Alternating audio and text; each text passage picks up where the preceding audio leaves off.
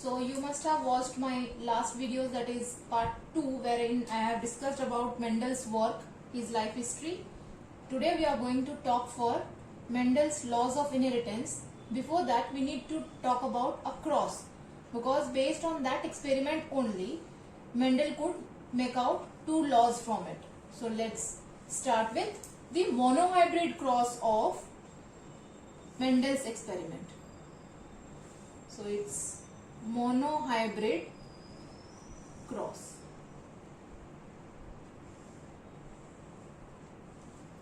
First we'll go for the definition. What is monohybrid cross? Mono means single. So a cross involving inheritance of a single gene. So we can say a cross involving inheritance of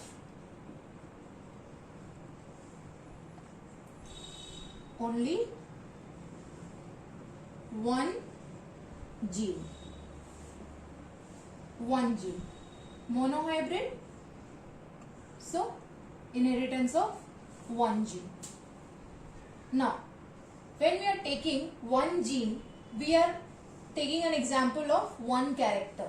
So before going on to the character with the example and before going on to the cross, let's go for what, since one gene is involved, what would be the gametes formed in it. So the general formula for forming out the gametes. So number of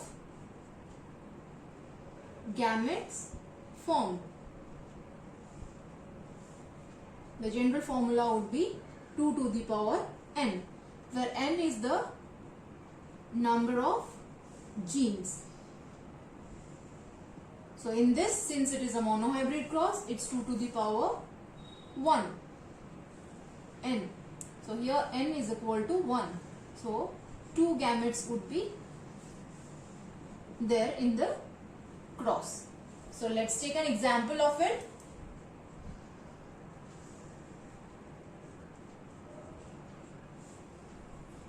So to find the example, we will be taking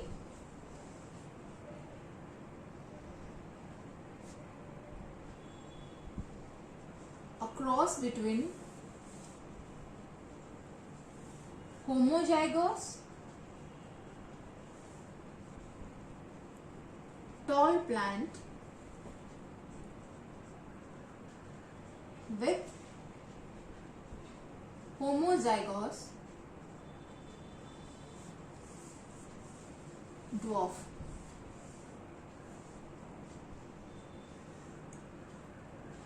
So we will be just taking the cross now. So example was to make a cross between homozygous tall plant and homozygous dwarf plant. So first let us write the genotype of the parents. For the cross to take place, we need to mention the genotype of parents. Since we are making a cross, we need a male and a female parent. So we will take out the capital T to be parent 1, that is a male one, crossed with a female parent. So this is P1 generation.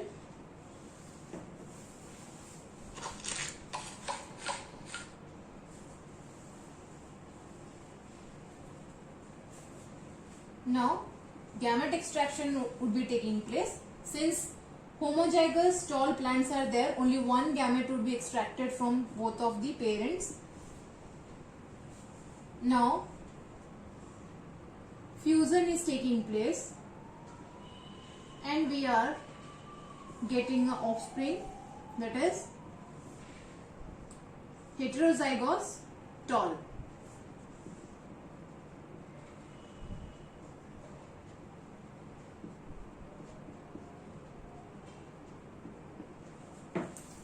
This is gamete. This one is the F1 generation or offsprings. Upon selfing, this is selfing, we are going to get the next generation, that is F2 generation. We will be taking cross till F2 generation. So now we will be making a Punnett square.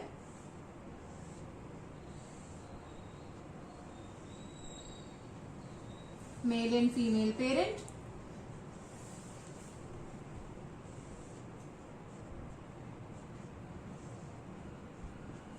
So how we got this? So here, this is the plant which we have got like this. This is the heterozygous tall plant. Just remember the formula, number of gametes.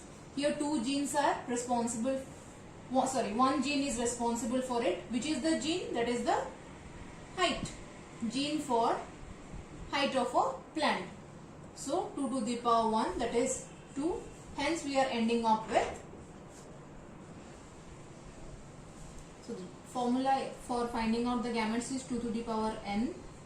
So here we have taken inheritance of one gene, so 2 to the power 1. So it's a heterozygous plant. So we are ending up with these two gametes, right? So now let's find out what type of phenotypic characters are being found in the F2 generation. So see, here it's T, here it's T. So both are capital T. That means it's tall. Here one capital T, one small t. This is also tall. This is small t, capital T. This is also tall plant. And here both small t, that means a dwarf plant. So here which we have taken the parent, that is parent 1, is having dominant trait for tallness, capital T, denotes the dominant character for tallness. Small t is the recessive one which parent 2 is carrying. So now we will be talking about the phenotypic ratios. First we are going to find out the phenotypic ratio, in which we have mentioned the physical appearance of the plants which we obtained in the F2 generations. We got total 4 number of plants. Here 4 plants are there. Now phenotypic ratio. What would be the phenotypic ratio? It would be 3 tall plants are there, that is physical appearance from this grid which we are getting. What is mentioned? Tall, tall, tall. So 3 tall and 1 dwarf plant. So the ratio is 3:1, in which 3 plants are, we can say 3 plants are tall and 1 is dwarf.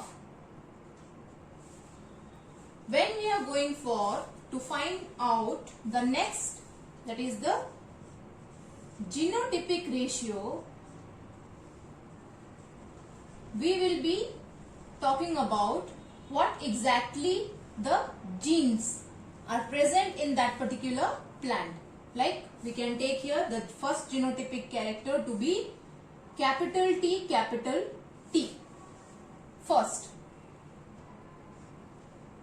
Next we are getting a capital T, a small t, repetition with the same thing, a capital T and a small t. So second genotype which we are getting is this, and the last is both with small t's.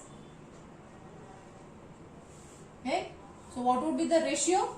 Ratio is 1 plant is tall, 2 plants with heterozygous tall character and 1 with homozygous dwarf. So let us write the characters for it. First one is homozygous tall plants. Small t, capital T is heterozygous tall plant, and last one is homozygous dwarf. So this is the cross which involved inheritance of one gene. So the character which we have taken here is the height of a plant. So gene for tallness is dominant in this. So capital T, this is for tall, this is for dwarf. And we are ending up with the ratios. Across would be ending when we get the phenotypic and the genotypic ratio. So let's go for the mathematical derivations for it, which is there for this form. Just try to remember. We know that gametes are haploid. We know the fact that gametes are always haploid.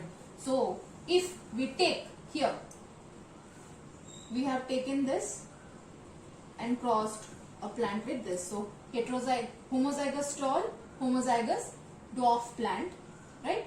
So now what we are going to do is we are just going to represent this in form of a mathematical form. That means Mendel was a mathematician, physician and a natural sciences student.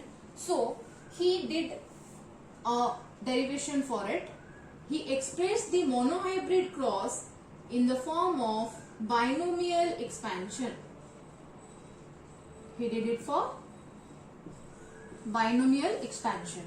You all must be knowing what is binomial expansion. That is the general form in which binomial expansion is expressed is this. So Mendel told that the experiments which he did, that is the monohybrid cross, dihybrid cross, specifically for monohybrid cross, it can be represented as, since these are gametes, haploid, tall character plus haploid dwarf character to the power 2. If we open it up, we are getting 1 by 4 t square plus 2 into 1 by 2 capital T dot or into 1 by 2 small t plus 1 by 4 t square. If we cancel these two, now we are getting 1 by 4 capital T plus 1 by 2 capital T small t plus 1 by 4 small t small t. So he told the monohybrid cross can be expressed in the form of binomial expansion, in which A is the haploid number of unit which a character is containing or gene is taking. Here also the same. This is the character for dwarfness, that is small t, and it is also haploid since it is a gamete. Now when we open up, we are getting this formula. So he said the monohybrid cross can be represented in the form of binomial expansion. From the monohybrid cross, Mendel could derive two laws from it. First law is the law of dominance. He states that when a pair of contrasting character is taken, a pair of contrasting character is taken or is crossed, only the dominant character or dominant gene is able to express itself. Only the dominant gene is able to express itself, whereas the recessive gene remains silent, or we can say inactive.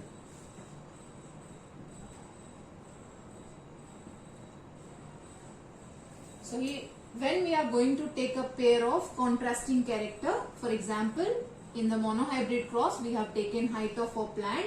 In height of a plant we took two traits, dominant trait and a recessive trait, in which the height, tallness is the dominant one and recessive is the dwarfness. So he states that when we are taking any character, only the dominant character would be expressed in the F1 hybrid. This proves that only the dominant character is able to express itself whether it is in homozygous condition or it is in heterozygous condition. When homozygous condition is there, it is also a tall plant. When in heterozygous condition also it is there, it is a tall plant. That means the recessive one, that is the small t, will not be able to express itself. That means it remains silent.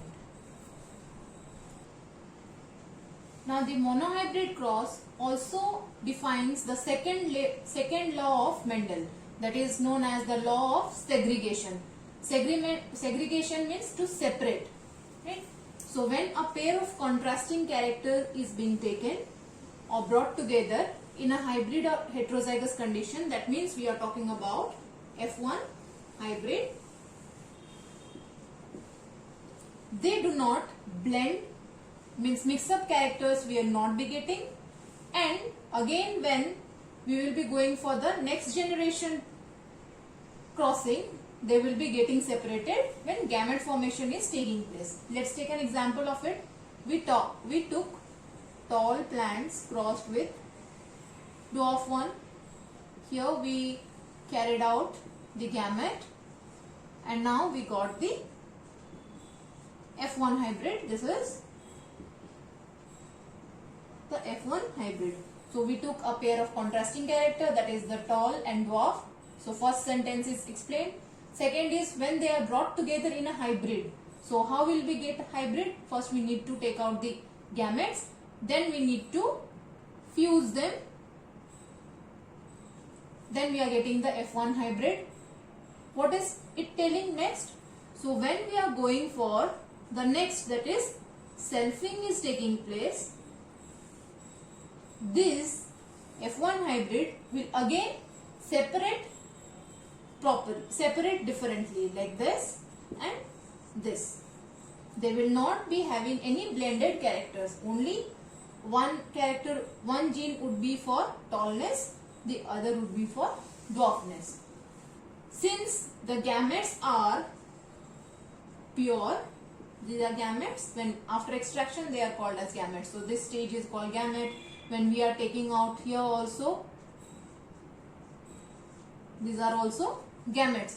So since the gametes after separation from the F1 hybrid have their own identity, they are called pure. This law also is called law of purity of gametes, because there is no blended characters. For example, if we are thinking of, suppose a red flower is there, minimum color, you can add red plus white. What will you get? You will get a pink color, right? But here no such blending would be there. So when a tall is brought about to a hybrid, that means fusion is done, we are getting a heterozygous tall, but in F1 hybrid only the tallness character is being expressed. When again that we are going for F2 generation, selfing is taking place, each gene which is responsible for it are pure. Hence this law is also called law of purity of gametes. So monohybrid cross gives or derives two laws of Mendel. One more law of Mendel is there, which we will be deriving once we make out the next cross which is there, that is the dihybrid cross. So this was all about the monohybrid cross and the derivations of laws from monohybrid cross. So next, in part 3b, we can say part 3b, we would be taking up the dihybrid cross. So this can be labeled as part 3a. Okay.